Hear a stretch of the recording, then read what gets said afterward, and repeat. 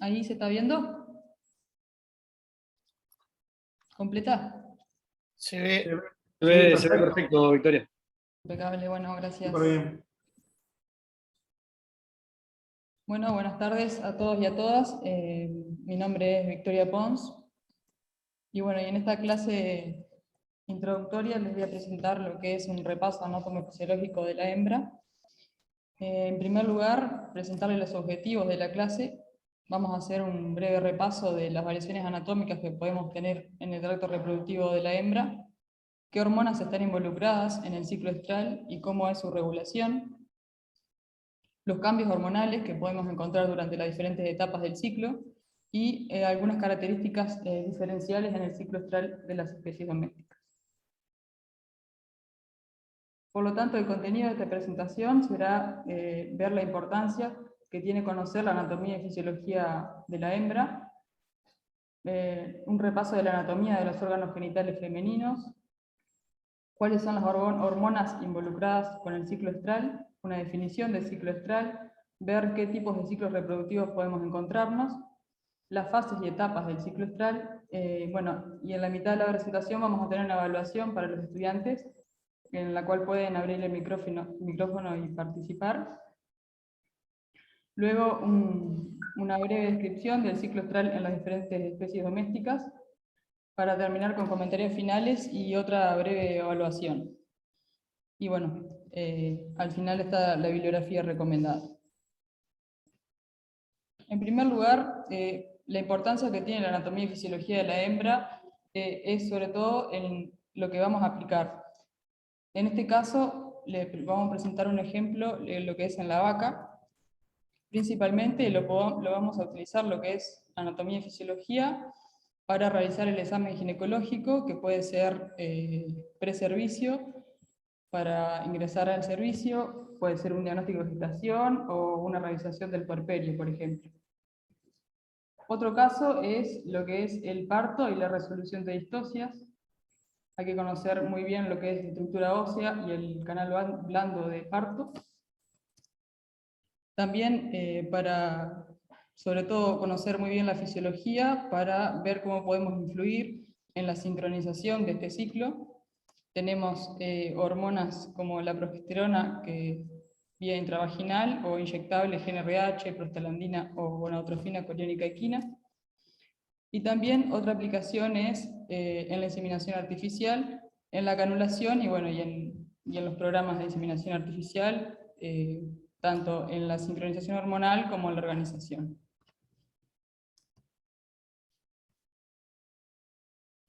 Bueno, aquí un repaso de la anatomía de la hembra. En este caso les voy a presentar de la vaca y la oveja. En primer lugar tenemos los órganos genitales externos, la vulva. ¿Se ve la flecha acá? ¿Pueden ver la flecha? Sí, sí se ve. Sí, sí. Bien. La vulva, que acá la tenemos en las imágenes también de estos órganos. Luego, la vagina. En el caso de la vaca tenemos el divertículo suburetral, que es de importancia en la canulación durante la inseminación artificial, que hay que evitarlo, donde se ingresa la cánula en un ángulo de 45 grados hacia arriba. Luego, la vejiga, ventral al útero. La vagina, el cérvix, que en la vaca tiene 3 anillos, que aquí están abiertos en este órgano.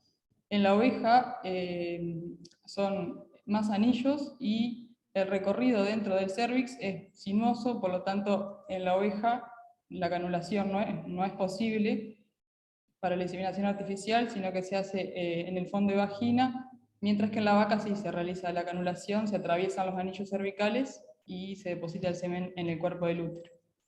Bueno, entonces después tenemos el cuerpo del útero, los cuernos uterinos, el oviducto y el ovario. Aquí tenemos en este esquema lo que es en más detalle el oviducto. En el final del cuerno uterino y la unión con la tuba ovárica tenemos la unión útero-tubárica. Luego comienza el istmo, la ampolla y el infundíbulo. Y bueno, aquí también es importante, aparte de los órganos genitales, tener en cuenta lo que es los huesos de la pelvis, como son el isquion, el sacro, el ilion y el pubis. Y además también tenemos que conocer, que no lo voy a mencionar ahora, pero es importante, todo lo que es el sistema venoso y arterial que atraviesa el área pélvica, sobre todo para lo que es el parto, y también los nervios y los nódulos linfáticos.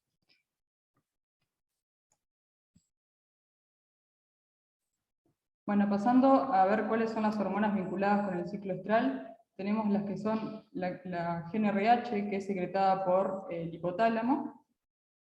Esta hormona es la hormona liberadora de gonadotrofinas, es un decapéptido que es liberada por las neuronas del hipotálamo y está regulada por la retroalimentación positiva de los estrógenos y por la retroalimentación negativa de la progesterona. Esta hormona es liberada por dos centros del hipotálamo, el centro tónico, que estimula la liberación tónica de hormona luteinizante y folículo estimulante, que está esquematizada en forma de una canilla que gotea, ya que la liberación es como en goteo, mientras que el centro preovulatorio estimula la oleada preovulatoria de LH, ya que es como una cascada de GnRH que se libera y estimula a las gonadotrofinas a ser liberadas por la hipófisis. Y además, este centro preovulatorio tiene una mayor respuesta al feedback positivo de los estrógenos. Luego tenemos las hormonas hipofisarias. Estas son glicoproteicas. En primer lugar, tenemos la hormona folículo estimulante. Esta hormona promueve el reclutamiento, crecimiento y maduración de los folículos y estimula la secreción de estrógenos junto con la LH. Luego la hormona luteinizante, que promueve el crecimiento final del folículo. Se genera la oleada preovulatoria que causa la ruptura folicular e induce la ovulación. Además también induce la luteinización y ayuda en el mantenimiento del cuerpo lúteo. Las hormonas ováricas secretadas por el folículo ovárico, en este caso el estrógeno es un esteroide, induce el comportamiento y los síntomas de estro, tiene un control sobre la regulación positiva y negativa en la liberación de LH y FSH. Y por otro lado, otra hormona secretada por el folículo es la inhibina, que es una hormona peptídica, es producida por los folículos en crecimiento e inhibe la liberación de la hormona FSH. Acá en esta imagen vemos un ovario con un folículo donde se ve la superficie que sobresale y más transparente, y en este caso es una ultrasonografía de un folículo ovárico. Luego otra estructura que tenemos en el ovario es el cuerpo lúteo. El cuerpo lúteo es responsable de secretar progesterona. La progesterona es un esteroide y es producida por las células luteínicas de este cuerpo lúteo, que es esta estructura naranja que se muestra dentro del ovario. Esta hormona aumenta la actividad de las glándulas secretoras del endometrio, inhibe la movilidad del miometrio, actúa sinérgicamente con los estrógenos para inducir el comportamiento del celo. Y bueno, esto que actúa sinérgicamente, ustedes vieron en fisiología que para que se produzca el signo del estro necesita un priming de progesterona previo al aumento de estrógenos, por lo tanto es por esto que es la primera ovulación luego del parto se conoce que es una ovulación silente porque no hay comportamiento de celo. Bueno, y Perdón, ¿puedes repetir otra vez esto? Lo de la ovulación sin celo, sin comportamiento de celo. la ovulación silente, luego del parto, la primera ovulación, se produce sin priming de progesterona porque no hay un cuerpo lúteo activo antes. Entonces, no se genera el comportamiento de estro.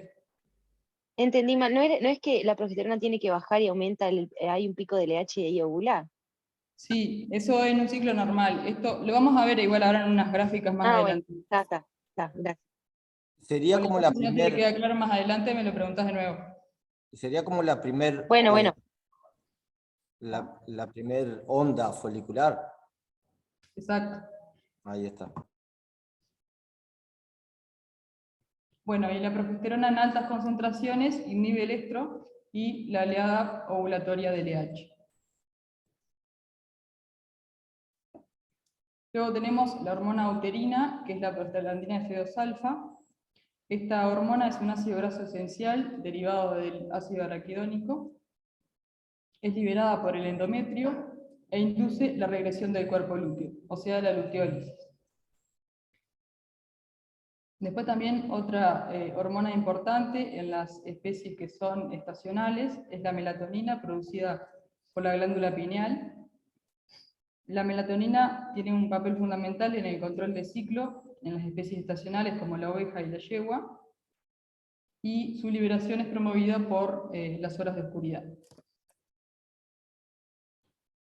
Bueno, aquí tenemos una definición de ciclo estral, donde luego de la pubertad las hembras comienzan con los ciclos reproductivos que continúan por el resto de la vida.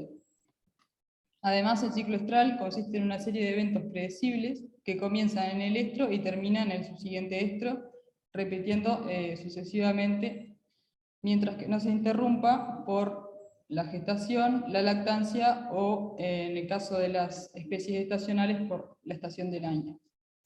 Por lo tanto, tenemos que un ciclo va de un estro al siguiente estro y se puede ver interrumpido por la preñez y el anestro, que puede tener diferentes causas. Viendo lo que son los diferentes tipos de ciclos reproductivos en las especies domésticas, tenemos en primer lugar la vaca y la cerda, que en estos esquemas se muestran el año desde enero a diciembre, donde tenemos en la vaca y la cerda ciclos sucesivos cada 21 días, donde se las llama poliéstricas no estacionales. En la oveja sucede lo mismo, pero llega cada 17 días, pero en un momento del año dejan de tener ciclos reproductivos, y en este momento es cuando son los días largos, cuando se comienzan a cortar los días, las ovejas comienzan a ciclar nuevamente y continúan ciclando cada 17 días, siempre y cuando no queden gestantes. Por esto es que se llama poliéstricas, porque tienen muchos estros, pero en una estación, y de días cortos porque ciclan en los días cortos. La yegua es contraria a la oveja. Cuando comienzan a alargarse los días, comienzan a ciclar, y bueno, cuando está la época reproductiva establecida, tienen un ciclo cada 21 días. En el caso de las perras, se clasifican como monoéstricas porque tienen 1 o 2 ciclos durante el año. Sin embargo, esto es muy variable, ya que con la domesticación las perras se ha ido modificando su ciclo estral y podemos tener incluso más de 2 ciclos en un mismo año.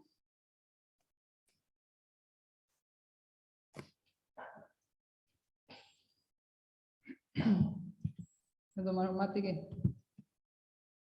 Profe, ahí donde mostraste que el último, vamos a decir, el último ciclo de la oveja, el 17, ¿a qué altura del año sería? Ahora vamos a ver, porque es bastante variable también de acuerdo a las razas. Ahí está. Ahora más adelante lo vamos a ver acá adelante.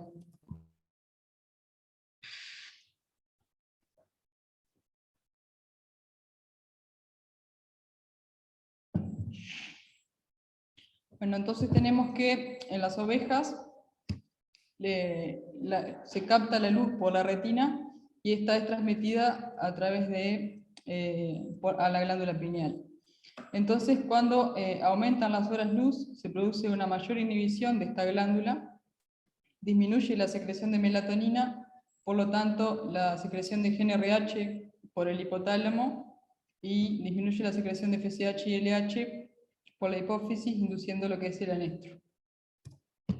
En el caso contrario, cuando se comienzan a cortar los días y alargar las noches, se produce una menor inhibición de la glándula pineal, una mayor secreción de melatonina, de GnRH y por lo tanto de gonadotrofinas, generando lo que es el inicio de la ciclicidad.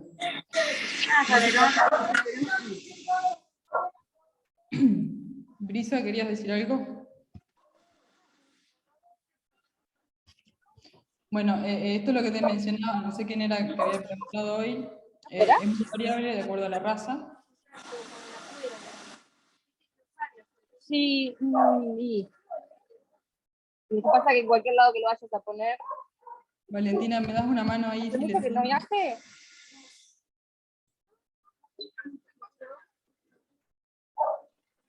Ahí quedó en silencio. Impecable.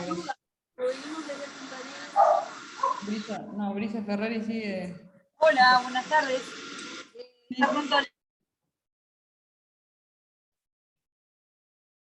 Bueno. Tenemos una variación de acuerdo a cuándo comienza la época reproductiva con respecto a las razas. Por ejemplo, las merinos son las que empiezan más temprano, desde septiembre-octubre, ideal merilín, octubre-noviembre, y bueno, después las que empiezan más tarde, en febrero-marzo, son las razas Lincoln y Texel. El fin de la época reproductiva, en general, es la misma para todas las especies, que es junio-julio.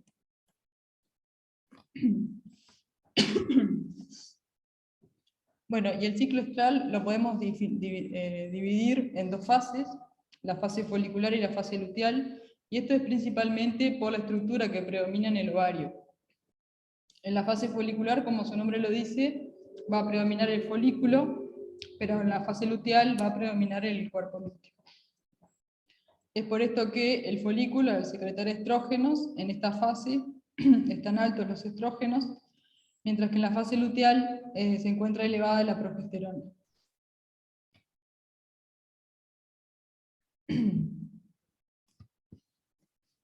A su vez, cada fase se divide en dos etapas, por lo tanto, en un ciclo vamos a tener 4 etapas, y estas clasificaciones se dan por los cambios hormonales y los cambios comportamentales. Por ejemplo, en el proestro, es la etapa que precede al estro, y se va a ver un cambio hormonal donde se disminuye la progesterona y aumentan los estrógenos. En el estro se produce un pico de estrógenos, y la progesterona ya está baja. En el metaestro comienza a aumentar la progesterona, y en el diestro ya se encuentra elevada.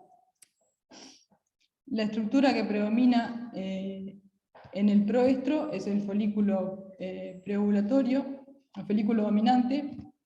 En el estro, el folículo preovulatorio. En el metaestro es el cuerpo hemorrágico. En el diestro lo que es el cuerpo lúteo. Y bueno, y así sucesivamente se repiten los ciclos. Disculpe que me quedé sin voz.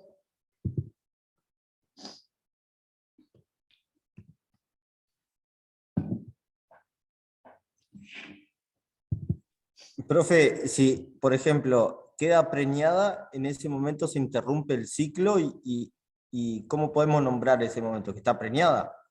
Es la preñez. Y ahí va a La mantener preñez. el cuerpo lúteo. Mantiene el cuerpo lúteo, ahí está. Acá, por ejemplo, tiene el celo, queda preñada, y esta curva elevada de progesterona se va a mantener durante toda la gestación.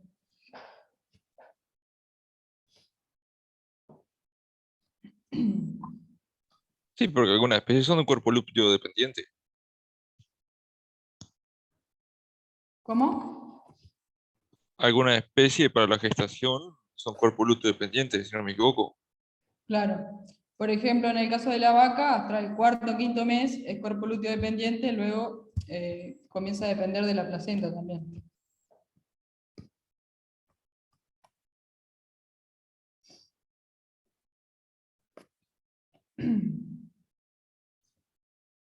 Si me disculpan, un momento voy a ir a buscar un vaso de agua porque me quedé sin voz.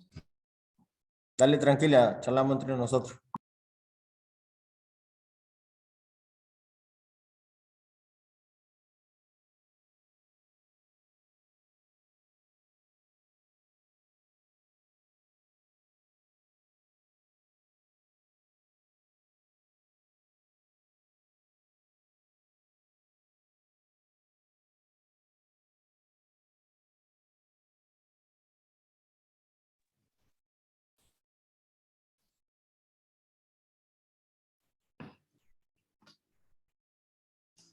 Bueno, ¿me escuchan bien? Sí. Sí. Luego en la fase folicular y la ovulación vamos a describir un poco mejor los cambios hormonales. Tenemos en el diestro, como habíamos visto, la presencia del cuerpo lúteo y la progesterona elevada. Esto genera un feedback negativo. Aquí tenemos un esquema de lo que es el ovario y aquí el hipotálamo hipófisis. El cuerpo lúteo con la secreción de progesterona genera un feedback negativo sobre el hipotálamo y sobre la hipófisis.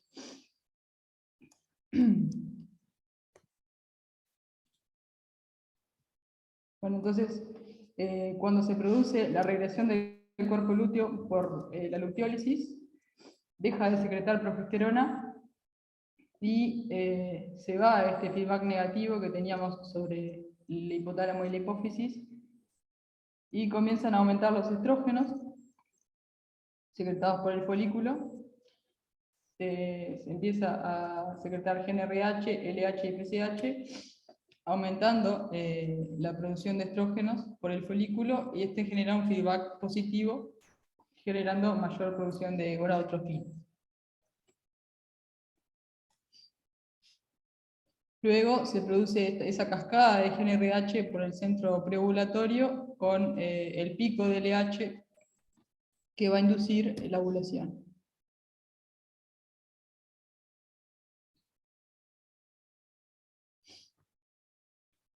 Pasando a lo que es la fase luteal, luego de la ovulación se produce un cambio en lo que es el folículo que ovuló. Pasa a ser el cuerpo hemorrágico que comienza a secretar progesterona, generando una mayor producción de progesterona cuando el cuerpo lúteo queda activo.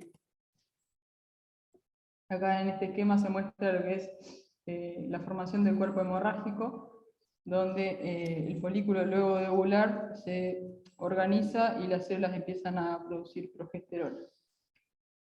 Y aquí ya tenemos lo que es un esquema de un cuerpo lúteo organizado y activo, que en este momento es cuando es sensible a la prostaglandina, que vamos a ver ahora, que induce la luteólisis.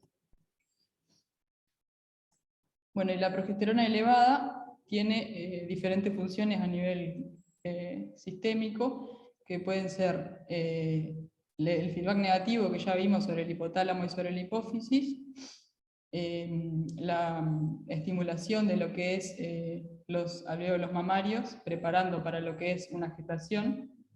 Por eso, como el nombre de la hormona lo dice, es progesterona, o sea, promueve la gestación. Y genera una inhibición en el útero sobre el miometrio, o sea que disminuye las contracciones miometriales y aumenta la producción de secreción uterina por parte de las glándulas endometriales.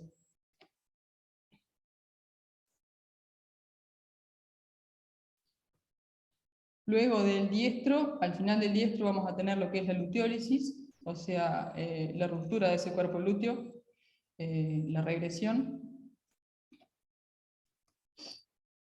Y esta se produce principalmente, comienza por esa secreción de estrógenos del folículo dominante, hace que se promueva los receptores de oxitocina a nivel del útero. Y estos receptores de oxitocina primariamente, luego de que la neurohipófisis libera oxitocina, se unen y generan la cascada para la producción de prostaglandina.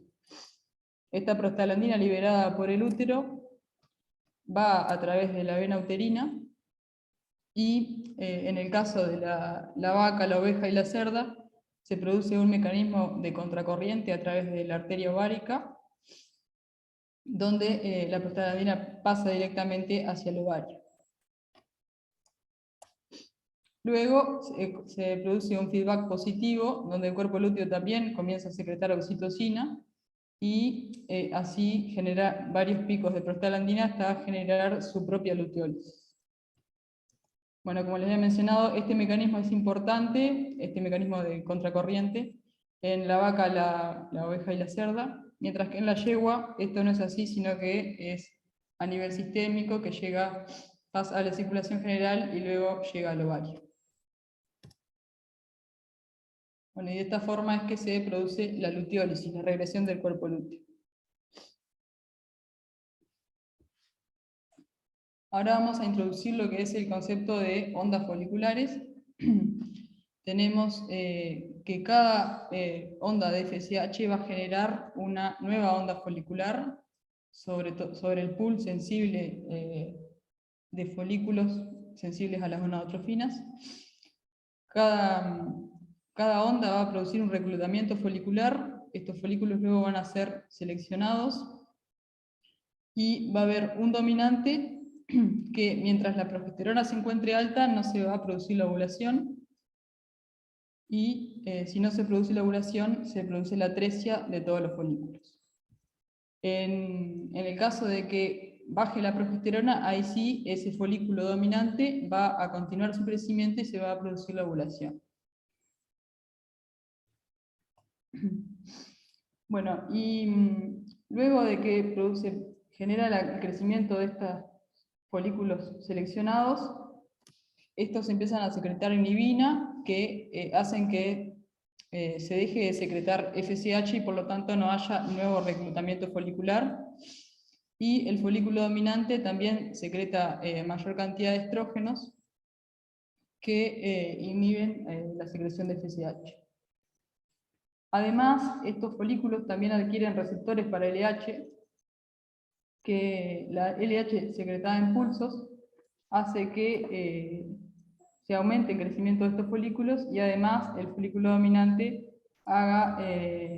inhiba al resto de los que fueron seleccionados. Bueno, entonces acá tenemos lo que es un resumen de los principales cambios hormonales y cuáles son las estructuras que tenemos a lo largo del ciclo. La FSH como forma de un nuevo reclutamiento folicular y el inicio de una nueva onda. La progesterona, alta durante el diestro. La prostaglandina, que induce la regresión del cuerpo lúteo. Y con esto viene el aumento de los estrógenos, el pico del LH y la ovulación. Aquí tenemos lo que es en esta imagen, un cuerpo hemorrágico. Aquí el cuerpo lúteo. A veces el cuerpo lúteo también puede tener lo que se llama una corona, y en algunos casos también tiene una cavidad. Bueno, y aquí tenemos el cuerpo lúteo y donde ahí había un folículo. Aquí ya el cuerpo lúteo se encuentra regresando, y bueno, y se produce la ovulación. Bueno, entonces acá la primera pregunta para ustedes: ¿qué estructura ustedes consideran necesaria para que una inyección de prostaglandina pueda tener efecto?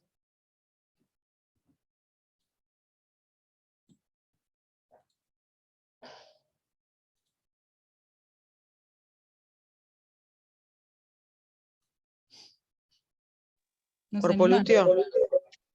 Exacto, un cuerpo lúteo activo.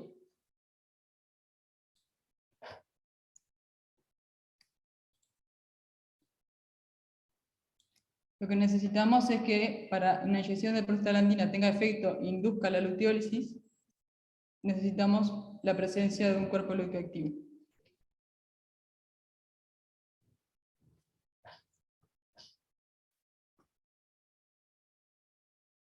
Bueno, ahora vamos a pasar a ver lo que son las particularidades del ciclo estral en las diferentes especies.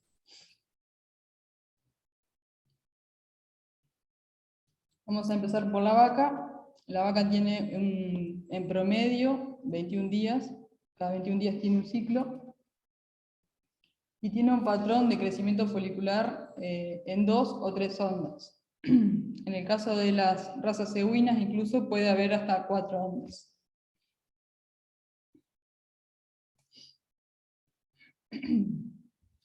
Bueno, el estro en la vaca dura de 8 a 18 horas. Aquí, si realizamos una palpación, vamos a encontrar el útero con máximo tono. El cérvix se va a encontrar abierto y se va a a través del cérvix se genera una secreción mucosa filante transparente que si hacemos una vaginoscopía vamos a ver la secreción y muchas veces también la podemos ver colgando a través de la vulva. También vamos a observar dilatación de la vulva e hiperemia, como en esta foto. La vaca va a aceptar la monta, que es el signo más importante para detectar el celo. También va a montar a otras vacas, va a incrementar la actividad, esto es que va a estar caminando más y también va a disminuir el consumo. Y forma lo que es el grupo sexualmente activo junto con las vacas que se encuentran en proestro.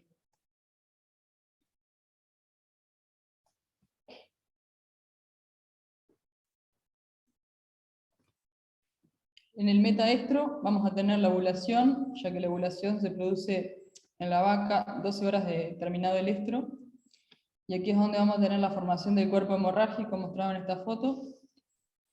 Muchas veces también se puede ver una secreción de mucus teñido de sangre. En este caso se ve a través de la vulva. Y aquí tenemos el cérvix y también en el fondo de vagina la presencia de mucus teñido de sangre. Ya en el metaestro la vaca no va a aceptar la monta.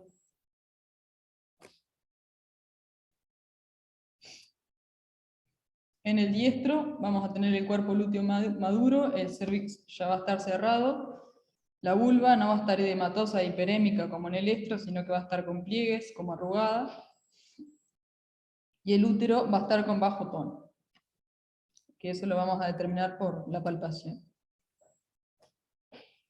Acá había una foto que hoy les había mencionado, a ver si vuelvo para atrás, de el cuerpo lúteo. Tenemos, aquí tiene una corona y también tiene una cavidad.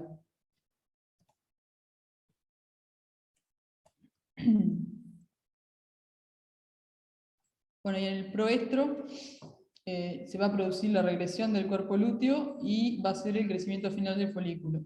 Estas vacas también van a formar parte del grupo sexualmente activo junto con las vacas en estro. Muchas veces son las que andan montando a las vacas que están en estro. Aquí tenemos en esta imagen un folículo dominante dentro del ovario. Bueno, pasando a la oveja es una raza que puede tener ovulaciones múltiples, y esto va a depender también mucho de la raza, la categoría. Por ejemplo, las borregas es menos probable que tengan ovulaciones múltiples. La alimentación también, si hace una alimentación focalizada, puede ser que tengamos mayor probabilidad a tener ovulaciones múltiples. Y también va a depender del momento de la estación reproductiva.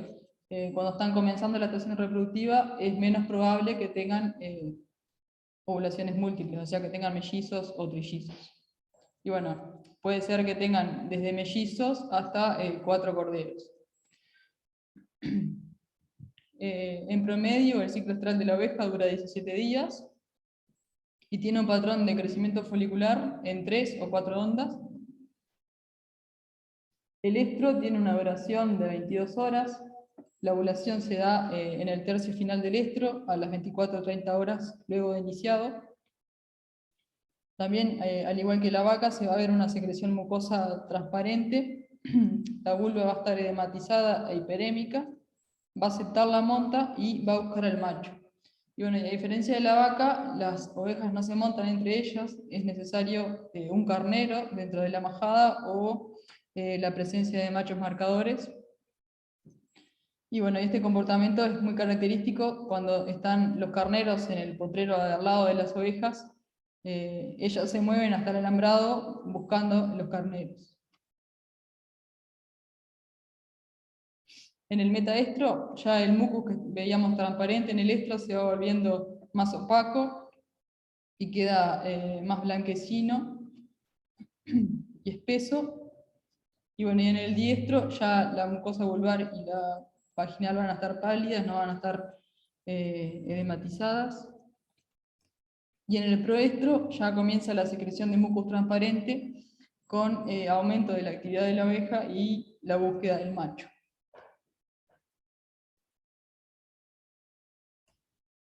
En las yeguas, el ciclo estral tiene una duración en promedio de 21 días. con un patrón de crecimiento folicular en una o dos ondas. Sin embargo, la yegua tiene la particularidad que ovula en la primera onda. Y bueno, y la segunda onda también puede ovular, pero sin el comportamiento del celo. En la yegua tenemos lo que habíamos mencionado, el anestro estacional, que tiene un periodo de transición a la época reproductiva que tiene una duración de 30 a 90 días. Y bueno, el estro en la yegua tiene una duración de 5 a 7 días y ovula 24 a 48 horas antes de finalizar el estro. También se puede observar edema de la pared uterina y apertura del cervix. La yegua va a buscar al macho, también tiene un comportamiento que expone la región perineal, desviando la cola. Pueden orinar frecuentemente también, y un cambio a la posición de las orejas que las muestran hacia los lados.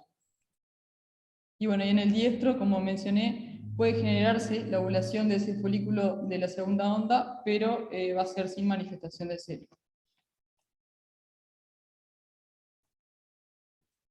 En las perras, el ciclo estral tiene una duración de 80 a 115 días, es muy variable, con una fase luteal de 60 a 75 días, y con un anestro obligado luego de cada ciclo.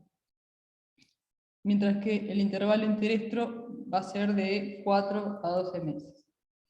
En el proestro, la perra va a atraer al macho, pero no va a aceptar la cópula. También vemos la mucosa vaginal edematosa, y aquí en la perra hay una particularidad que muchas veces vemos la descarga vulvar serosanguinolenta, y además va a haber un cambio de comportamiento donde las perras se muestran excitables y no van a responder a órdenes que normalmente respondían, y además, bueno, van a orinar frecuentemente. ¿Cuántos días demora esa secreción sanguinolenta normalmente? Acá dice 9 días, puede durar de 2 a 27 días. La En secreción, general es una semana. la secreción de sangre dura 27 Es muy días. variable, es muy variable. Es muy difícil también separar lo que es proestro y estro, porque muchas veces se pueden juntar, y puede ser que la perra todavía esté con secreción sanguinolenta y ya esté receptiva al macho. Aparte, profe, a veces he visto que varía también las perras de tamaños grandes o gigantes y las perras chiquitas, los tiempos de... Hay variación también, sí, hay. Cualquier cosa, Danilo me puede dar una mano ahí con el tema de las razas, porque yo principalmente trabajo con rumiantes, entonces, no sé, Danilo, si está. Si no, cualquier cosa, le pregunta también a él en la clase. Y es más individual que racial necesariamente. Hay algunas razas específicamente que de repente tienen algunas características en particular, como las razas que tienen menos modificaciones, como puede ser los Basenji, o las que se encuentran tipo de pastoreo, pero digo, es más individual, sí, es una de las particularidades más interesantes de la perra es la variabilidad que hay en todo.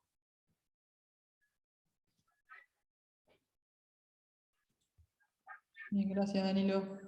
Por favor. O sea, en definitiva, no es de asustarse que, por ejemplo, o sea, a un conocido le dura una semana y a vos te dura 20, no es porque tiene una patología, entonces.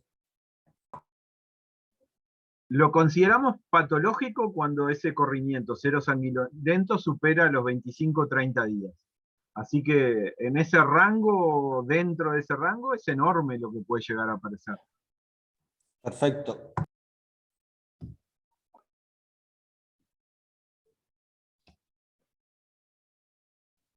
Bueno, y continuando con el ciclo, ya en el diestro finaliza la receptividad de la hembra y el muco se vuelve más color amarronado y filamentoso. Luego tenemos el periodo de anestro de 2 a 5 meses.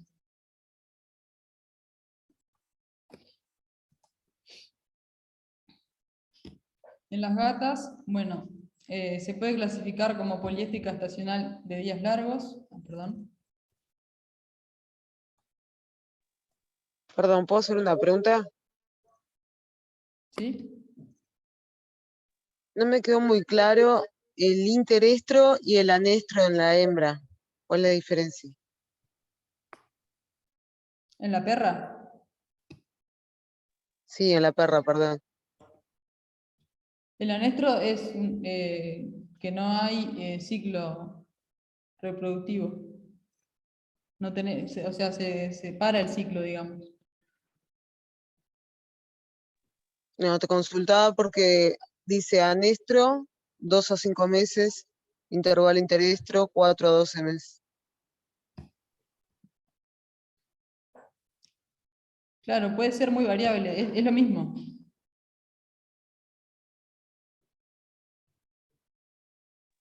Bien, gracias.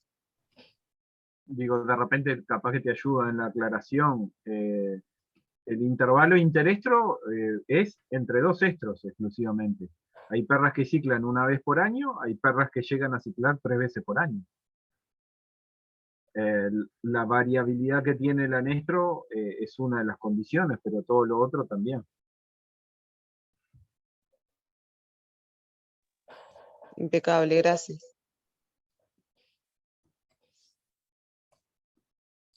Bueno, entonces estábamos en el ciclo de la gata.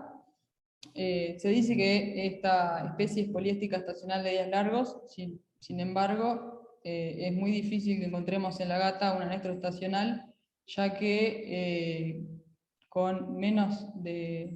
necesita menos de 8 horas de luz, natural o artificial, para que se genere el anestro, que es diferente, por ejemplo, a la oveja, donde no importa lo que es la luz artificial. En el caso de la gata, con la domesticación es muy difícil encontrar anestro. Bueno, el ciclo estral dura de 14 a 19 días y esta especie tiene una ovulación inducida por la cópula.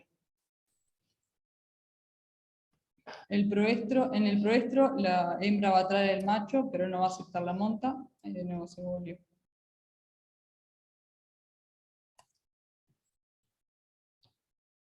Va a tener una mayor frecuencia de las vocalizaciones, tiene alteraciones en el comportamiento como fricciones, mayores fricciones, rodadas.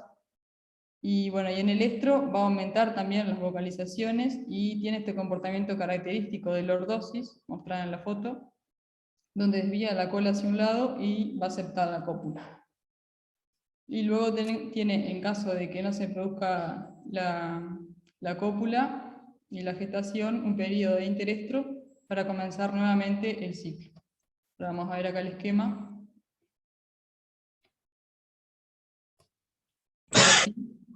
Que aquí tenemos, en el caso de que no se produzca la cópula, se va a generar sucesivos ciclos reproductivos.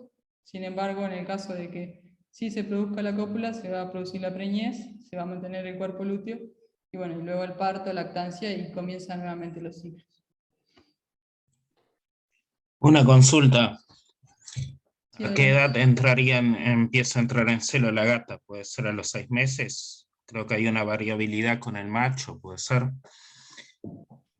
Hay una variabilidad, sí, en general, a los 5 meses algunas gatas ya pueden entrar en la pubertad. Cualquier cosa, Danilo ahí también me puede auxiliar.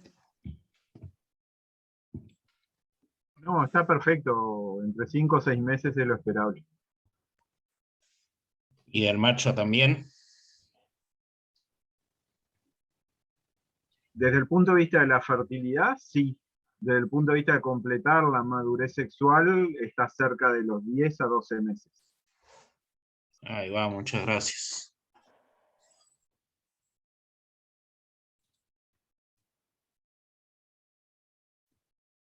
Bueno, terminando ya con las especies, por último tenemos la cerda. Esta tiene ciclos continuos cada 21 días. Sin embargo, en la cerda no se ha diferenciado un patrón folicular como en las otras especies. El estro tiene una duración de 50 horas.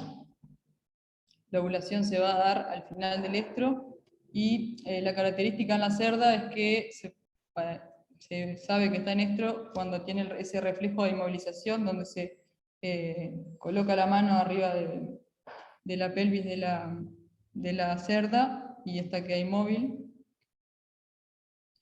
También podemos observar lo que es la vulva edematizada hiperémica y la secreción mucosa transparente. En metaestro, aquí se ven unas fotos de unos cuerpos hemorrágicos en ovarios de cerda. En el diestro ya la vulva se va a encontrar, no se va a encontrar edematizada hiperémica. Y en el proestro, sí, ya se prepara para el estro con edema e hiperemia en la vulva. Y aquí tenemos en esta foto múltiples folículos en un ovario de cerdo. Bueno, y como comentarios finales, en todas las especies se va a mantener un mecanismo hormonal similar, pero va a tener algunas particularidades entre especies, como vimos. Y es necesario comprender el ciclo estral para inducir o regular el ciclo y saber qué hormonas administrar en cada momento, identificar los periodos adenestro y, bueno, identificar y tratar patologías. Y aquí la última evaluación. En este caso tenemos la vaca.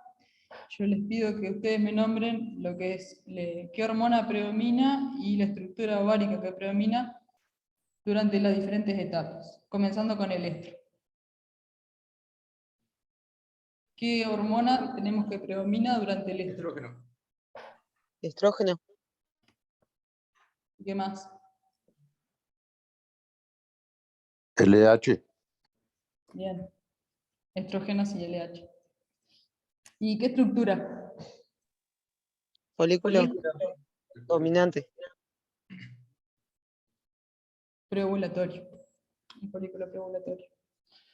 Bien. ¿Y en el metaestro? ¿Qué hormona predomina? Ahí la progesterona. No. Muy bien. ¿Y la estructura? Ahí el cuerpo lúteo se está empezando a formar. ¿Y cómo se llama? Hemorrágico. Bien.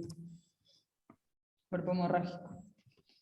Aquí tenemos en esa foto. Bueno, en el diestro predomina la progesterona y ahí ¿qué estructura va a predominar? Ahí sigue el cuerpo lúteo. Bien.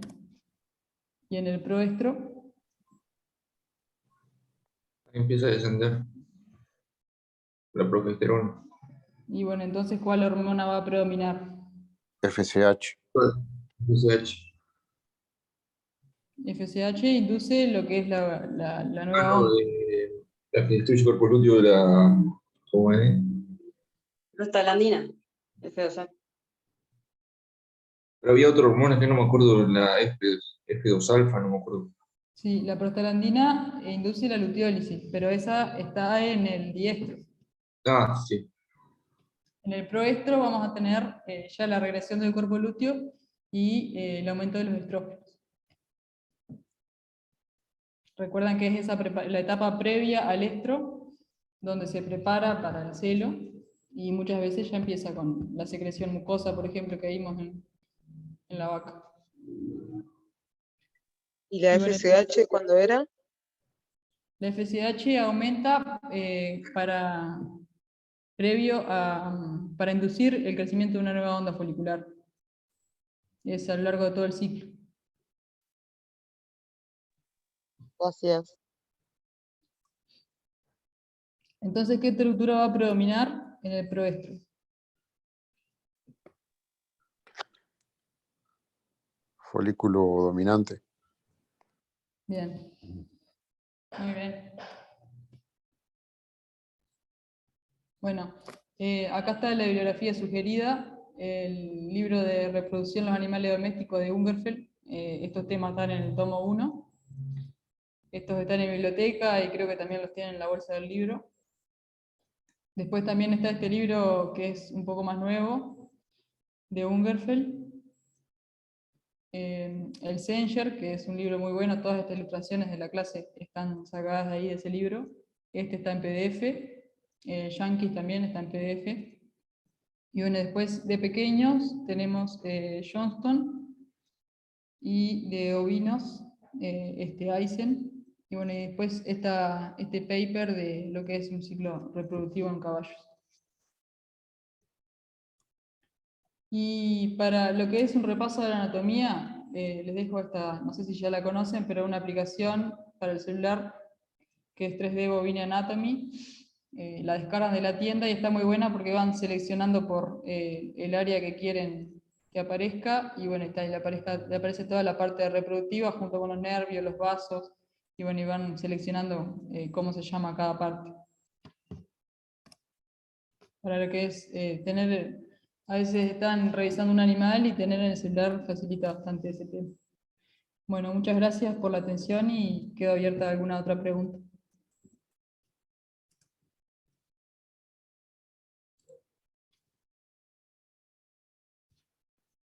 Y si no, bueno, le doy el lugar a Valentina que continúe con la parte de macho. Bien, si no hay más preguntas, tomamos 5 minutitos, no es necesario que salgan del Zoom y arrancamos con la segunda clase que es anatomía y fisiología del macho.